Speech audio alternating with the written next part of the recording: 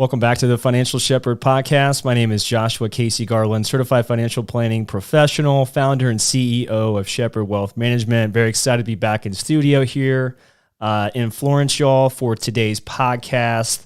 We got exciting stuff to talk about. Also, some huge news at 2 o'clock this afternoon regarding what the Fed is going to decide to do with interest rates. So the jam-packed show here today, but before we get going, it looks like we got to talk real quick about the Nuggets absolutely just laying the smackdown. Yes. On pretty much the entire NBA. And I know that's like your jam. Like, I'm a big baseball, football junkie. And I'm not saying you don't like those sports. Obviously you do. Mm-hmm. But the NBA is kind of like your thing. It is kind of my thing, yeah. And I appreciate you saying that because no one else in my life acknowledges that. Yeah, well, I'm down with it. But obviously you pay more attention to it than I do. So I do. I watched the game. I thought the Heat were going to take it to Game 6 and possibly Game 7 because they're going back to Miami and, they play pretty good at home. But didn't happen. Looked like Jimmy Butler ran out of gas and Heat lost. Well, the whole team ran out of gas. I mean, if you go back to the Celtics series, I think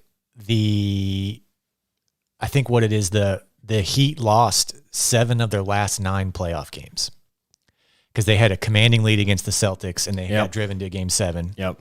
And they got gentlemen swept, which is the phrase now for a 4-1 defeat against the Nuggets. So they ran out of gas real early. I think they were kind of lucky to even get past the Celtics, honestly. No doubt, yeah. I mean, they were a better team if they had more conditioning and a deeper bench. Yeah. They would have shut the Celtics down, way early. 100%, man. But awesome for the Nuggets. I mean, in the last few years, we've gotten a Bucks and now a Nuggets. Yeah. I mean, it's just great for the NBA, for the NBA fan, for the casual fan too, realizing that what parity there is in the sport and how many great players there are now. We're kind of out of the dominant superstar and out of the dominant dynasty era. Like, I have a feeling Nuggets are going to be more like the Spurs. Like, they might win 5 championships over like 10, 12 years. Yeah. Doubt they're going to be like the Warriors or even, like LeBron James making the finals like 7 times in a row. No, I'm with you, man. It was fun to watch. I love the playoff atmosphere for sure. I love to catch one of those games. And my Reds, I got to give a quick shout out to the local Cincinnati Reds. I know we did a podcast walking around the stadium last year. They were garbage. They were terrible last year. Lost 100 games. And I think right now they're about 2.5 games, 3 games out of first place. Oh, that's awesome. They're killing it. Bunch of young guys out there on the mound as well as the field. So if you haven't caught a game yet, I highly encourage you to go out to Great American Ballpark and go catch a game because it's a lot of fun to watch these guys play. I'm looking forward to the rest of the year, see what happens. Yeah, this is one of the first few post-NBA seasons where I'm looking forward to shifting to baseball because my home team has been the Reds, and my favorite since I've been little, and they've been not that great. They've been really, really good. So I'm excited. Yeah, usually this time of year it's just like, all right, it's time to go to the pool, and I know I'm going to have to work, but I'm just looking forward and just like getting through the rest of the summer to football season. That's not the case this year, so I'm looking forward to watching the Redlegs battle for first place. So we'll see what happens, man. I'm excited. So that was sports. We're moving on. Now we're getting to the news. So for those that might be checking out the show here, welcome to the Financial Shepherd podcast. Very excited to have you here. Please don't forget to subscribe to the show. We're on YouTube pretty much every 2 weeks, doing it on the live, YouTube Live, so you can leave comments. You can also text them to us at 513-630-2664. And the reason why we do this show is mainly because I know all of those folks, both clients and just the public in general, is probably going to want to have a better financial situation. Like every year I check the surveys from the public. Capital One does one religiously every year. And no surprise, 74% of Americans say the number one stress in their life is their personal finances. That really should not be the case. I mean, we're the biggest economy on the planet. We are the standard currency, if you will. Yeah. So it just really shouldn't happen. And there's a lot of reasons, that's the case, that why people feel that way. But I think a big part of it is that individual human beings, that make up the investment market, watching all the news outlets. And the news does a really good job of placating into individual human emotions. We're all hardwired with this thing called fear and greed. And there's a study called behavioral finance. You can literally get a PhD in this from every major university on the planet these days. What that study basically tells us is that this is how people make decisions with their money under stressful circumstances. Yeah. And human beings, unfortunately, feel losses twice as much as they feel good about making money. And I'm telling you all this just because I know that the news producers understand the human emotion. And that's how they're able to keep people's attention on their programs. And that's their job. I'm not knocking the news. They're doing their job and selling advertisements. What they do a poor job of, and why we're here, is they do a very poor job of looking at what history has to say under similar circumstances, because it's never the first time we've been through something other than the pandemic. I'll give you that. We never shut down the global economy for 2 years. Yeah. But other than that, you can always look back at history and say, hey, this happened before. What happened back then? And likely what happened over the preceding 6, 9, 12 months. And that's what gives you control over two very crucial topics. One is temperament. Temperament's just a fancy way of saying this is how I can control my emotions under these stressful circumstances. And how we do that, how Warren Buffett does that, is he looks at what history has to say, because the one thing that Warren Buffett famously said is human beings do not learn from history. So if we can give you that education, now we can start to make better decisions. The second thing that we get control over when we have historical precedent is we also get control over our asset allocation, which is just a fancy way of saying this is how much of your money is invested in stocks, bonds, and cash. Really smart guy named Harry Markowitz back in the 1950s won an economic Nobel Prize for this concept, and it still is what's taught in every business school around the world. So if we can get control over our temperament by looking at what history has to say, now we can control our allocation, which is where 94% of the variability of performance comes from. Now you have power and control over what can at times feel like a very uncontrollable environment, specifically on the short run, but over the long run, human beings are very predictable. We haven't changed in over 2,000 years. If the market's made up of human beings, that's also going to be very predictable over a very long period of time. Yeah. And that's really what we're here is to help out with on those specific things. Now, a lot of news. I'm going to give you guys a lot of numbers and statistics today. I'm going to talk a lot about, history. Yeah. What I just talked about here. So yesterday, Tuesday, right? We're on Wednesday, right? I hope so, because you told me to be here Wednesday. Tuesday, yesterday, 8:30 in the morning, we got the latest inflation print, right? CPI. And I can't wait to talk about something else besides interest rates and the Fed, but that's the topic of the news. So here we go. Yesterday, CPI comes out. It comes in line across the board. All right. So CPI month over month, it was expected at 0.4%, came in at 0.4. CPI year over year was expected to be 4%. It came in at 4%. Core CPI year over year, which is the measure typically the Fed's looking at. Yeah. Expectation was 5.3. We came in at 5.3. This morning, we got something on that, S? I was going to say, that's a little too convenient. No, I'm kidding. I have I have some thoughts about this. So I'm just laying out what happened, and I'm about to give you the real good stuff here. Yeah. So this morning, I'm waking up, having coffee, checking out the news, and we get this PPI data point, and it's not as I don't think well known for the average investor out there. So what is PPI? That's the Producer Price Index. It's basically a blend of indices that measures the average change over time in selling prices by domestic producers of goods and services. So companies that have goods and services, this is a measure of that. So think companies buying and selling things to other companies, both here in the United States and elsewhere. So it's a good measure. It's a good leading indicator for CPI, all right? Because if it's getting less inflation from a wholesale standpoint, right, then it should trickle down to retail consumers, you and I. So PPI, it was expected the month over month change was supposed to be minus 0.1%. We got a more negative number, minus 0.3, which is great. Core PPI, flat, no inflation whatsoever, big zero, donut. PPI year over year was supposed to be 2.3%, came in at 1.1, literally half, basically. The core PPI year over year was supposed to be 3.3, it came in at 2.8. So way cooler than expectations. So that's a leading indicator for what future inflation is very likely to look at. Now, I brought this little Barron's, so people don't get the news anymore. Believe it or not, there's this actual thing called, a paper. Super throwback, bro. Right, big time throwback. So I'm an old school, very blue collar guy. So I still get this this newspaper from Barron's every, I think, Monday.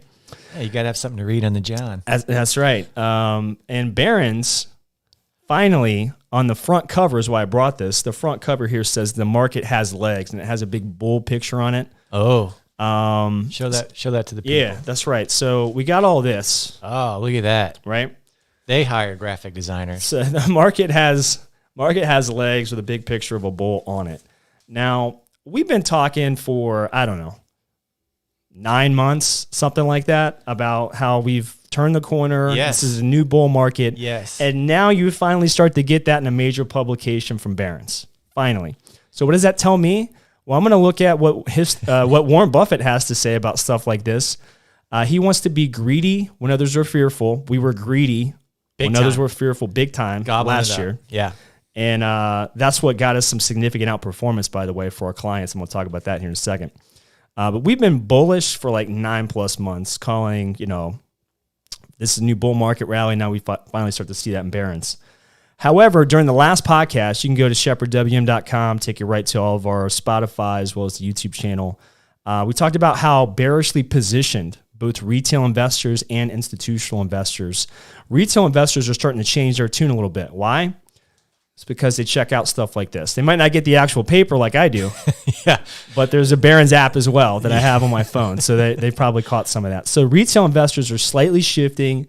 You're seeing more what we call breadth. What that simply means is instead of like 10 companies pulling the market forward, which is what all the bears were talking about for 5 months this year, is the only thing that's moving the market is these big tech stocks because of this artificial intelligence thing, which, by the way, that's not new to us. We've been talking about why this labor shortage is a huge opportunity for the tech sector. Yeah. Go to shepherdwm.com. You don't have to take my word for it. We talked about it for months. If you're here, you're on our YouTube page. Go check out the archive. Yeah, check it out. So retail investors slightly changing their tune. Institutional investors definitely not. I got some cool data points I'm going to drop on you guys. But the market itself is up 13% year to date. Shepherd Wealth Management customers on average, and this is as of 2 days ago. Yeah. Market's up 13% for the year. Shepherd Wealth Management clients, and this is for the whole book, right? About 70 households, 175 accounts. So some people are performing better than this number that I'm about to drop. Some people maybe not as good, depending on their risk tolerance. But the average Shepherd Wealth Management client is up 18.24% net of fees. That's so rad.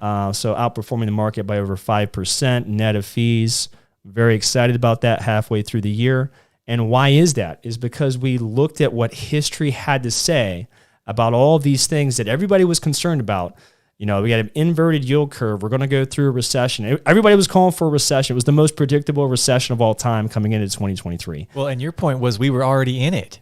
We did it last year. If employment weren't as steady as it was, that we were already in the recession when people were saying it's coming in the future, you were like, no, we're in it now. That's right. That's right. And I don't mean right now as if this podcast, this is last year. 2022. Yeah, you were saying that it was last year. That was the recession. Inflation's peaked. I'm going to give you 3 reasons why we're not only going to get a pause today, but we'll have a hold on the Fed funds rate, this higher for longer thing for the rest of the year. That's what we're going to wrap up this podcast with. But we're outperforming not because I'm the smartest guy in the room. I'm telling you, I am not the smartest guy in the room in almost any circumstance. But when it comes to topical things like finance, investing, the market, retirement planning, taxes, estate planning, this is what I'm put on this earth for. Yeah. Okay. And all this data, I'm getting this data from multiple different sources. I'm not like creating this data and I only have it here in Florence, Kentucky, right? That's not what we're doing here. It's not possible. Maybe it is for some people. I don't know. But all this stuff I'm giving you guys have access to it. You either don't have the time or maybe you do have the time and you have access to it and you're not sure what to do with the information. Again, that's why we're here. I think most casual, like you said, most retail investors just look at headlines. Exactly. And that's why we do this show. And they don't actually do research. As I'm telling you, this is what the headline is, but this is what history has to say about it. Now we can start to make some smart decisions, and that's how we were able to smack around the S&P 500 when there's still more bearish positioning for the quote-unquote smart money, the institutional dollars. The smart money is the pension fund managers managing trillions of dollars, mutual fund managers, hedge fund managers, the people that you see from the TV shows, billions, right? Oh yeah. Cool TV show. But those are the institutional investors to give you like a picture of what that looks like. That's to quote the smart money. There's still more cash sitting on the sidelines by institutional investors at a greater dollar amount than even during the 2008 great financial crisis, which for all those folks that don't remember that was the worst thing that's happened since breadline in this country in 1929. Like 2008 was that bad. Yeah. The only thing that you can compare it to was 1929. That's how bad it was. It was worse than the pandemic. Way worse. Not even, you can't even compare the two. No. But that's the outperformance that we were able to achieve. Again, not because we're trying to be these super analytical, smartest people. Let me show you this cool way that we've created to analyze the data that we invented right here in Florence. Like, no, man. Like, we're just using, I'm not reinventing the wheel. No. I'm using all the stuff that others have accomplished, like modern portfolio theory, asset allocation. And we already have had all this data for a long time. It was just harder to get because you literally had to get it from a newspaper, which was extremely backward looking and not timely at all. But now we have it everywhere. Like, I can get all this information that we're talking about from a phone, laptop, tablet, whatever. We're just looking at it and applying historical precedents, and that's how we're able to make really wise decisions for our customers. And plus, we surround them. Like, we charge 1% annually. Obviously, we're here to perform for our clients. I just gave you some pretty awesome performance numbers there. But for that 1% that we charge, if that household has $500,000 invested here with us, we're also putting them around our CPAs. Yeah. That prepare and file your taxes, answer direct tax questions, right? You're transitioning to retirement, Social Security questions. When am I going to take Medicare? You know, how is that all going to fit into all this stuff? We're also going to prepare and file your taxes at no additional cost, or give you a credit if you want to use your own CPA of up to $600 to prepare and file taxes. And same thing on the estate planning side, right? $500,000 household. If you got estate planning needs where we need to look at updating a will or revamping a trust or creating a trust for an individual, family, or business, then we'll cover up to $2,000 worth of those costs on an annual basis. So we're not just here to be really good fiduciary investors. We're truly trying to give you all a different experience that holistically surrounds you with the types of people that can give you pertinent advice at a timely manner, all at one low price point, and the returns are pretty good, so far. So obviously, this is a year-to-date number. Yeah. So we got, I am 36 years old. I'm planning on being around for a while. So we're going to keep updating this. We're going to keep updating this on a regular basis and comparing ourselves, benchmarking ourselves against the S&P 500, which is, I think, a fair way to go about doing that. And we're very excited about what we've been able to accomplish. We went over all this stuff in a seminar. And I think last week's podcast, I kind of summarized everything in that seminar. So if you haven't checked, if you weren't able to be at the seminar, check that out, shepherdwm.com. Last week's podcast was awesome. And I forget the title already, but we could pull it up and make sure everybody knows all about it. So that was the market performance. Now, I wanted to get to the 3 reasons why I think that we're not only going to get a pause today, but we're probably going to have a pause or no more rate hikes for the remainder of this year. Oh, excited for this? As long as it turns out to be true. Yeah, those hawkish bastards. That's right. So I got some notes here. We'll talk about this and kick it around. So as I mentioned, CPI yesterday came in line with expectations. We saw a little bit of a rally in the markets yesterday. And to us, this is evidence of a drastic offsides positioning of investors. So as I mentioned, we got inline CPI data, and market had a little bit of a rally knowing that the Fed was going to talk, this afternoon today. Yeah. To me, that's really evident of the fact that investors, specifically the retail and institutional investors, like we talked about, they got too much cash and they keep seeing the market push up. And specifically on the institutional investor side, like think about this. Think about like if you were me and you were charged with managing, tens of millions of dollars for families and business owners, and you were using the playbook that everybody else said that you should use coming into this year, like recession's going to happen for sure, and we have to be significantly overweight and all the stuff that worked in 2022, like energy and staples and healthcare and stuff like that. You would be so wrong and so underperforming the market right? And if you're doing quarterly reviews like I do, you got to have that conversation of why you're underperforming the market and what you're going to do differently going forward. Now, if you're that institutional investor, you're 2 quarters into the year almost, right? 6 months into the year. Yeah. Last year was probably a bad year for everybody, right? Yeah, even if you were beating the market, you're still losing money. Right. We beat the market last year on average for clients, right? But we were still down. Yeah. Right. So that wasn't fun. Everybody was probably off sides as far as underperforming the S&P 500 last year for most people, whether you're a professional or you're a do-it-yourselfer. But think about the professional that had a rough year last year and told all their clients, like, 2023 is going to be a recession, just like all the other headlines were saying was going to happen. Oh. And you kept the same positioning. Oh. Right? So you're underperforming the market in a bull market. Yeah. And you can't say it's not a bull market now because on the technical basis, like if you want to pull up the little, academic book, the definition of a new bull market is a 20+% rise from the lows. And we've already seen that. Yeah. We've already passed that on the NASDAQ, and we've now seen that on the S&P 500. So I don't want to hear that we're not in a bull market. Like, I can literally list off about 15 things off the top of my head that makes it a bull market. Well, yeah, if you're going to fearmonger in the headlines that a recession is inevitable, you got to do the flip coin and now realize we're in a bull market. 100%. Everybody's saying it. Right. Now, it's on CNN. They don't know anything about finance. This is my point. I'm going to give you 3 other reasons, but the institutional investors so offside, meaning they have all the cash on the sidelines and they missed out.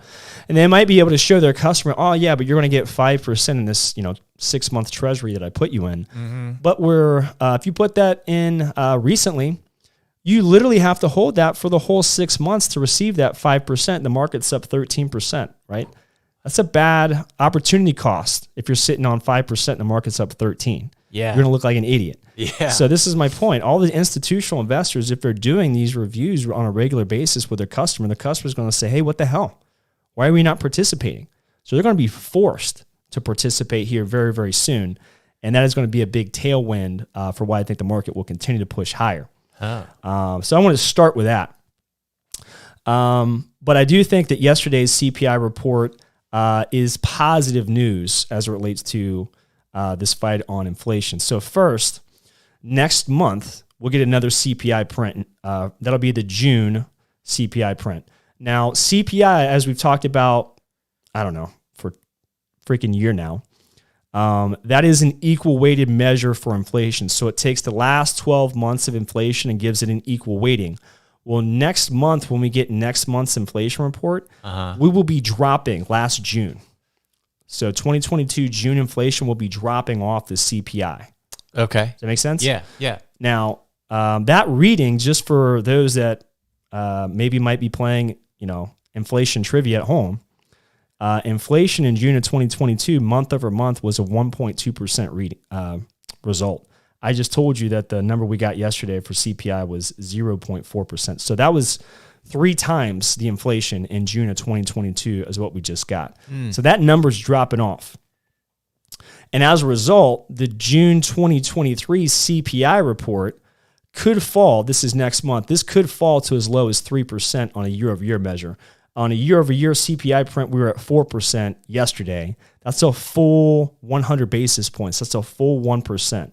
So headline inflation is really what matters the most to the White House. Yeah. And therefore the Fed. And because of that metric, just the way that they calculate CPI dropping off, now what it will likely look like, if that's right, if we show a 3% year-over-year inflation print, and the Fed has a Fed funds rate, right? We're assuming today in a couple hours they're not going to raise rates. So they're at 5.25%. So if the Fed's at 5.25% in interest rates and we get a 3% report on inflation, that's 2.25% difference. That's definitely restrictive by any measure. So do we really want to argue for another quarter point hike in July? I'm going to say no. Yeah. I'm going to say no. Now that's just point number 1. Oh, wow. All right, so I'm just going to get, we're coming out. Firing from the hip here. Let's do it. Guns blazing today. Second reason. So I told you that the CPI report was 0.4, right? We just got that yesterday on a month-over-month basis. Now, how do we get positive 0.4? Okay. It came from 3 places. There's a laundry list of things that make up the CPI, but 3 things you can literally look at and say, that's how we got to 0.4. First one was shelter, right? That came in at positive 0.22%. And shelter is just housing, rent, stuff like that, which is, everybody understands that's the last thing that's going to show up in CPI data. Yeah, because that lag affects like 18 months. It's huge. Yeah. Right. Even the Fed acknowledges that. Right. They know that that's falling down. When you raise rates as much as they did and as fast as they did, mortgages go to 7% like they are right now. And, it's not really good for the housing sector, but that's by design. That'll eventually show up in the CPI data. The second thing that caused the positive 0.4% number for CPI was used cars. Used cars showed a positive inflation of 0.15% month over month. And the last one was car insurance at positive 0.06. So 2 of the 3 was related to cars. Does the Fed and does the general public so concerned that we're going to have this spike in inflation and it's mostly going to come from cars? I don't think so. I really don't think so. If somebody wants to argue with me on that, bring it on. I don't think that the price of a used car and the car insurance associated with it should scare the hell out of anybody from an inflation front. I just don't see it. Now, shelter, understand that that's a very, very lagged indicator. Yeah. And the Fed can see right through that. Now, as for shelter, again, we know that this figure is statistically lag. If you look at the X-shelter component, that's the sticky CPI. If you take out shelter, now you're looking at CPI on a 3-month annualized at 2.5%. It's pretty dang close to that 2% target that they keep, pounding the table on. We're going to get inflation back down to 2%. Yeah. You take that sticky, housing component out of there, and you do a 3-month annualized look at inflation. Now you're at 2.5, which is pretty great. So we really don't think that digging into, the Fed heels on inflation is going to be much of a problem. And that does give us another second really strong reason for continued pause of interest rate hikes in July. And in our opinion, probably for the remainder of the year.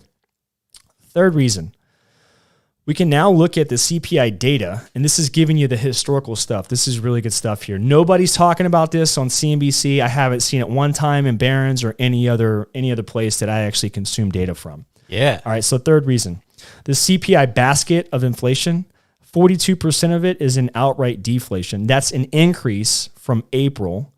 April was at 40% of that basket that they used to calculate inflation. 40% was in outright deflation in April. That's now at 42%. So why does that matter? It's decisively higher the long-term average trends, arguing to me that inflation is sustainably cooling. So again, the 10-year average for the CPI basket to be in deflation, 38%. So we're above that. The 50-year average, right? So this is the 50-year average of that CPI, list of things that they calculate inflation on, showing outright deflation. The 50-year average is 30% of that basket. We're at 42%. 42% of the things that make up the inflation calculation is in outright deflation, which is way above the 10-year average and even more above the 50-year average. So we got not only history on our side saying that the Fed is done, but we can literally look at the metrics that made a positive 0.4 and say 2 of the 3, you can throw that out. That's not going to be the big cause of sticky inflation, automobiles and the insurance associated with it. Come on, get out of here. And I'm feeling pretty good about what's going to happen here this afternoon. Now, to wrap up today's podcast, what are you going to hear today? You're probably going to hear, we're going to pause. We're going to pause because you can see inflation is continuously falling. We've had 10 interest rate hikes, more than any time in history. And that gives us the ability to say, hey, we've reached a restrictive level. What we've done is working. We'd like to see it maybe move faster. That's why we're going to leave our options open for future meetings, meaning that we might increase rates in the future. And he's probably going to say it in a more hawkish tone than that. He's probably going to be like, what usually happens leading up to this, and I bet it's true today, is we'll probably be, positive, modestly positive on the major averages going into that 2 o'clock or the 2:30 presentation for Powell. And his prepared remarks are going to be great. And then some reporter's going to ask him a question. Now you got to think on your feet a little bit. Yeah, and he's going to immediately chug a Monster Energy drink.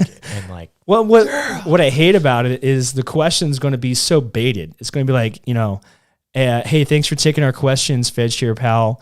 If inflation continues to not moderate and it goes up, would you guys increase interest rates? He's going to be like, hell yeah, we'd increase interest rates under those circumstances. But the news is going to remove those circumstances and the leading question. And you're just going to say, oh, Fed's going to keep tightening. They said that we're going to raise rates. So what are we going to do? I'm anticipating all of this. We're going to rebalance the portfolio for customers. Like I said, we've been overweight tech. So I talked about this in the last podcast. Three are major sectors we like coming into the year in order: technology, industrials, and energy. A little bit of healthcare, specifically biotechs. So don't take my word for it. Go listen to prior podcasts or go talk to current customers of ours. So we're significantly overweight tech. We are overweight industrials. Industrials about 8-9% of the market. We're more like 12. And energy is about 5% of the market. We're more like 8. So what we're going to do, we're probably going to take some profits out of tech, and we're going to take those profits, we're going to apply them, if I'm right, and we're going to get no more increases in interest rates. That's a really good thing for the smaller companies in the S&P 500, the mid caps and the small caps. They're finally starting to produce some positive results. We got out of those, I want to say a month and a half ago, just because it was just dead weight in the portfolio, and we were doing so good in tech, we just added more to tech. Now we're going to do the opposite. We want to basically do the opposite. Now everybody's going to get bullish. I'm going to remove some of the weighting that we have in tech. I'm going to still stay overweighted, by the way. Yeah. I'm going to take some weighting off. I'm going to apply more to small caps and mid caps. And we'll probably also, if there's any funds left over, since we're already overweight energy and industrials, I don't need to add any more to that. I'll put some in a 5% money market, picking up some interest for customers as well. And because we're in a money market instead of a treasury, if something happens and we get a sell-off for whatever reason, I'm ready to pounce into more tech, right? If we get a 5-10% pullback because, like I said, some person in the audience asked the Fed chairman a leading question that's very baited, and the news strips out all the stuff leading up to that question. Oh, it's going to happen. Then you see the market sell off, I'm going to be a buyer of that. I'm going to be a big buyer specifically from a tech standpoint. Yeah. No question about it. And if everything that we've looked at is correct, likely what you're going to hear from us sometime later this summer is, hey, we did really good in energy and industrials. Maybe we're going to take some of those profits off the table, and we'll see what other opportunities make sense for us at that point in time, whether that's more tech, maybe it's some other sector of the market we don't have a lot of exposure to, like financials. That could be really, really good if we don't get any more interest rate hikes, obviously. Now that makes that sector of the market start to look pretty attractive and significantly undervalued right now relative to its historical average, not just from a price standpoint, but also from a earning standpoint on a PE ratio. So we got a lot of options. Yeah. If people will actually sit down and look at things from a different lens, and that lens being what does history have to say about similar events, you can start to get pretty tactical with that asset allocation, kind of like what I'm laying out here for folks. And if this isn't something that you have the time for or the temperament for, the stomach for, give us a call. This is exactly why we're in business. We're here to help. My name's Joshua Casey Garland. I'm a certified financial planner. I'm a fiduciary. I don't get paid based on what you're invested in. I get paid to produce results and surround you with the types of professionals that'll help you get through any situation, whether it's taxes, investing, legal documents, whatever. We have the right people with the right solutions, and we'll get you through those issues. So don't forget to drop those questions, 513-630-2664. That's what we got here for the audience today. Ez, anything that we need to let people know about that's coming up, or any shout outs or things that are coming down the pipe? I don't think so. Other than just maybe want to let the audience know that, we're usually on a pretty specific 2-week schedule. We bumped that up this week because both Joshua and myself will be on vacation next week. So you can look for the regular programming of our live stream to pick back up in the first week of July. Yeah. So, and that'll be that might be altered around the 4th, but it'll still be within that first week schedule. We'll be back on everything. So. Yeah. And if you like the show, don't forget to share it. Don't forget to check out not just the website for all of our podcast stuff, but every newsletter that I do from now on. I think we started that late last year, the beginning of this year. All those newsletters that I send out I used to just send to clients. Now we're putting that on the website too. Yeah. For y'all to look at. So you'll get all that data for free, at least for now. And every Friday, pretty consistently, I'll still do this even on vacation for sure, is every Friday I post a little blog.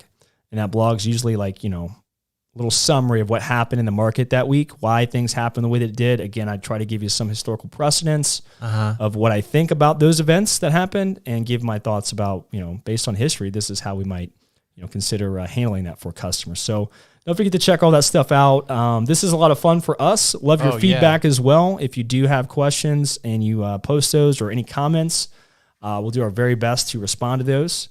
And certainly look forward to doing this again, either like Ez said, right before the 4th or just after it. But I'm very looking forward to today's Super Bowl, that being the Fed meeting coming up here in just a couple hours. So I'm gonna hop off of here and watch all that with you guys. And the good news is all this is on camera, so we get to look back at it a couple hours later and say, oh, he was right, or, he's just freaking wrong. So yeah, we'll either be taking shots because you lost all your customers or we'll be taking shots because we were right. I think we'll be okay no matter what happens here. But I'm looking forward to it. Hope you guys enjoyed the show. We'll do this again in a few weeks. Have a great rest of your day.